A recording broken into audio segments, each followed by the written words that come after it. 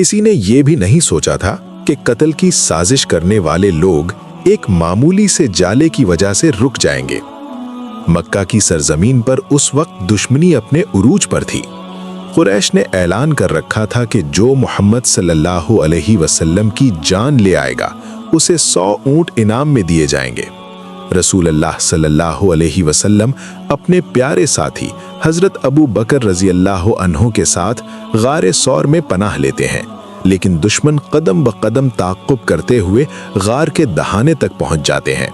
इस लम्हे हजरत अबू बकर रजी अल्लाह अन्हु के दिल में हल्की सी बेचैनी पैदा होती है।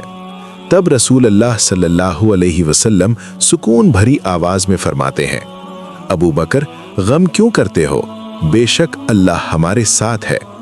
यही वो लम्हा था जब अल्लाह की मदद नाजिल हुई।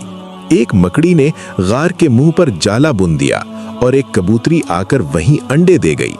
मंजर ऐसा था जैसे महीनों से यहाँ कोई आया ही ना हो।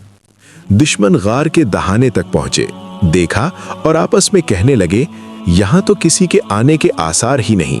अगर अंदर कोई होता तो जाला टूटा होता और अंडे बिखरे होते।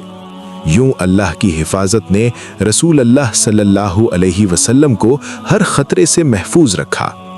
अगर आप भी मानते हैं कि अल्लाह की मदद से नामुमकिन भी मुमकिन हो जाता है तो कमेंट में लिखें सुभान अल्लाह